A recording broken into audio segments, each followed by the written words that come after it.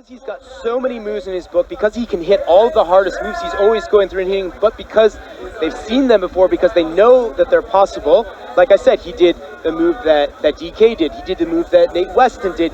He's hit a lot of these things, but they've already seen all of them. So he's probably suffering in that area. Calen Chan kicks off his run. Kong Gainer, just to start things off. That's one of the hardest moves. And then that palm flip into the drop on that tiny little space.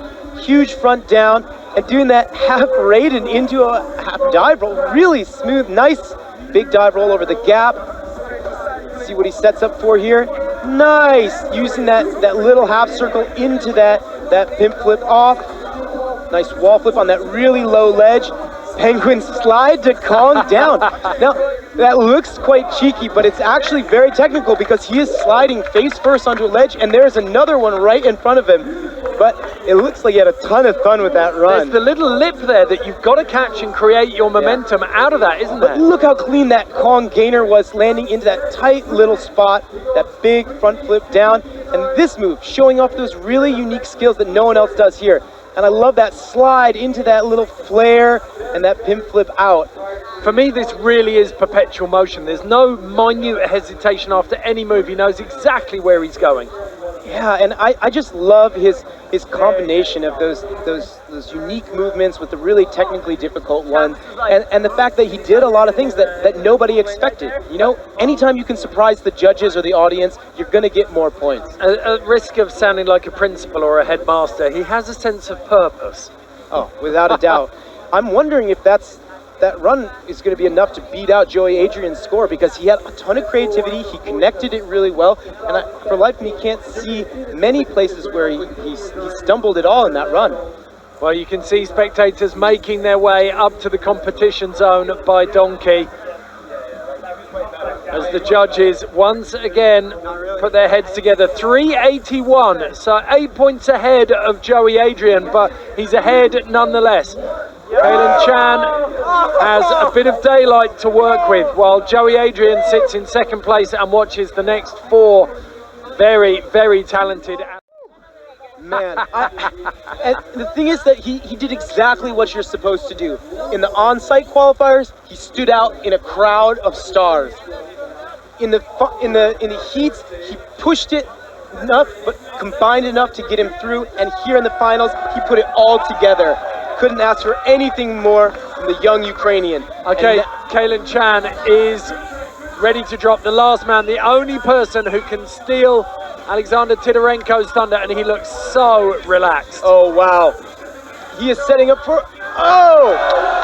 What an insane way to start that gargoyle gainer off of his elbows. I've never seen a gargoyle gainer set up like that. But as we've seen with the big risk moves early on, it can cost you, and there was a slight stumble.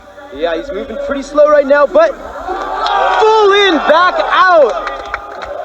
Stomping it. I've never seen that thrown in competition onto hard ground. Cast over Kong Gainer.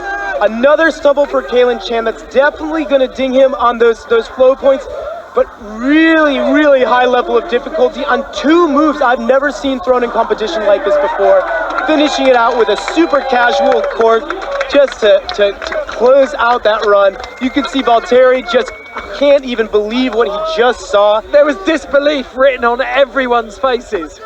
Honestly, I do not even care what his score was. This kid should be so proud of himself. The other finalists just giving it up to him.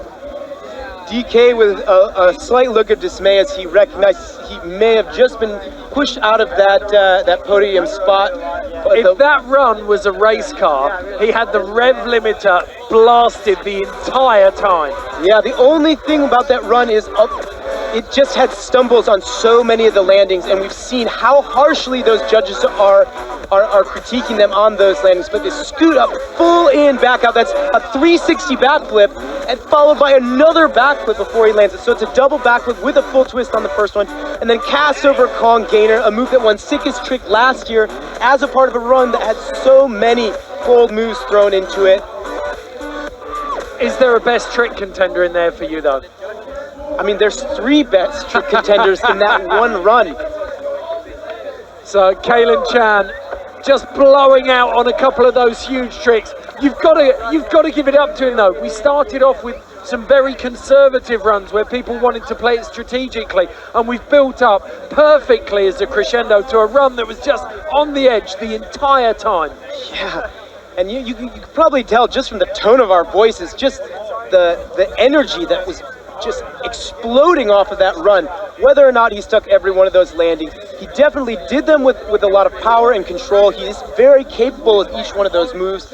Obviously, he's not throwing them callously. I know he eyed up a couple of those things last year, but chose not to throw them because he didn't feel ready.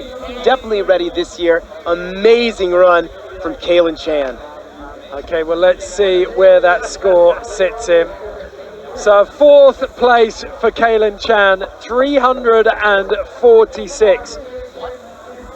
So obviously he's getting hit for all of those sloppy landings, which I totally understand. But that gives him a great chance for that best trick, and we have a new Art of Motion champion.